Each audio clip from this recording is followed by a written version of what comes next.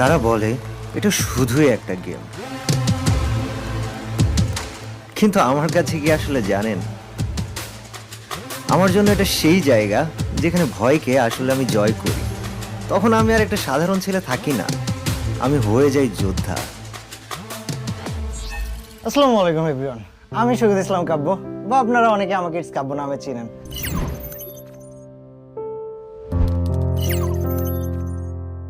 কুষ্টিয়াতে থেকে জাস্ট আমার ছোট্ট ঘরে বসে গেম খেলে আজ পুরো বিশ্বের মাঝখানে পৌঁছে গেলাম, সেটা নিয়ে আপনাদের সাথে গল্পটা শেয়ার করব। মানে আমার জাস্ট ফার্স্টে স্বপ্ন ছিল যে আমি একটা লাইভ স্ট্রিমার হব। আমার বার্থডে ছিল জানুয়ারি 13 তারিখে। আমি দোয়া করি যেন নেক্সট বছরের জানুয়ারি আসতে আসতে 10,000 সাবস্ক্রাইবার হয়। ভাবতে ভাবতে ভাই কোথায় 10,000, কোথায় 1,000, কোথায় 1 মিলিয়ন, কেমনে কি এখন 4 মিলিয়ন হয়ে গেছে। এই যে পিছনের শহরটা দেখতেছেন না, আজকে কেমন জানি সবাই আপন। বিষয়টা সবসময় এমন ছিল না। আত্মীয় স্বজন, নিজের আত্মীয় স্বজন এমন সব কথাবার্তা বলা শুরু করছে যে নিজের কিছু একটা করে ফেলি। ক্লোজ একটা মানুষ ছিলেন, এটা টিউশনে চাইতে গিয়েছিলাম, 1.5 বছর ঘুরাইছে 2,000 টাকার বেতনের টিউশনের জন্য।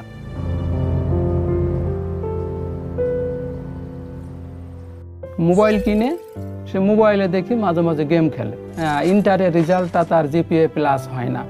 তা ডাক্তারি পড়ানোর আমাদের একটা স্বপ্ন ছিল, কিন্তু ও খুবই অনুরোধ করলো ওর আব্বুকে, বললো যে আব্বু আমার একবার সুযোগ দাও, একটু চেষ্টা করে দেখি, আমি যদি কিছু করতে পারি আপনি লেখাপড়ার পাশাপাশি তাহলে কি সমস্যা হবে? তা ওর আব্বু বললেন না। ওই সময় বাংলাদেশ থেকে অনেক ইউটিউবার বের হয়, ইন্ডিয়া থেকে অনেক ইউটিউবার বের হয়, এবং আমি যখন আসি ফ্রি ফায়ারে তখন অলরেডি অনেক মানুষ এস্টাবলিশড হয়ে গিয়েছে।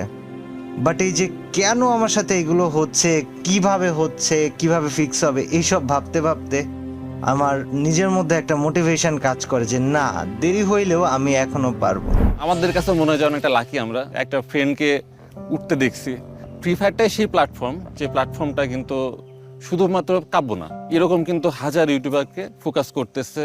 আর হাতে গোনা 2-1 ছিল যারা অরিজিনালি আমাকে বিশ্বাস করেছিল, আমাকে সাহস দিয়েছিল, এবং আমি তাদের কাছে চিরকৃতজ্ঞ।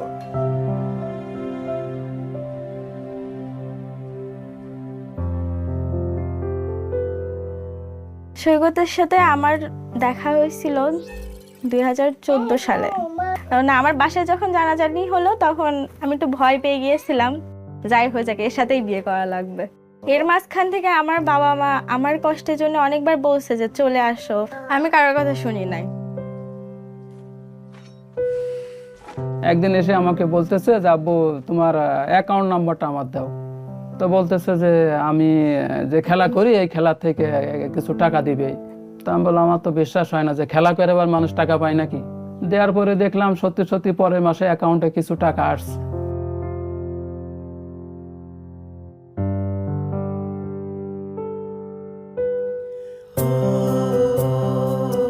আমাকে চেনা না এখন, কিন্তু এখন দেখাচ্ছে আমি কাব্যর বাবা বললে আমাকে সবাই চেনে।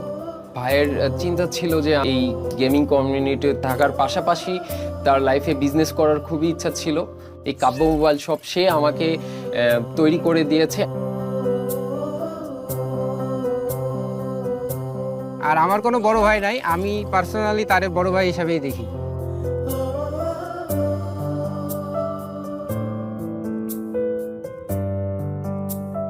তো জাস্ট আমিও আসলাম, দেন আমাদের মোবাইল শপ ওপেন হলো, অ্যান্ড আলহামদুলিল্লাহ এখন আমি ভাই মোটামুটি অনেক কিছু ম্যানেজ করি।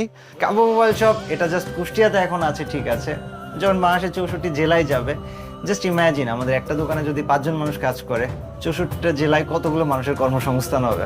এই সব কিছু সম্ভব হয়েছে আমার প্যাশনকে ফলো করার মাধ্যমে, আমার গেমিংকে ফলো করার মাধ্যমে, and through gaming, through sports, through Free Fire, here I am on Kabbo mobile shop.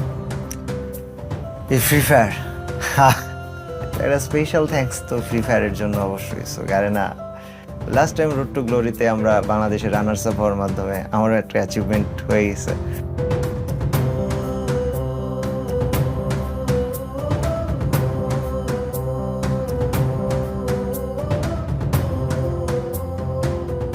আব্বা আমার ভালোবাসা সবসময় আব্বা আমার ভালোবাসার মতো, এটার সাথে বউয়ের ভালোবাসার তুলনা হবে না। এই মানুষগুলোর মধ্যে আমার আব্বা হচ্ছে আমার একমাত্র হিরো। পুরো আমি কাব্যটার একমাত্র হকদার তুমি আর আমার আম্মা। তোমাদেরকে অনেক ভালোবাসি।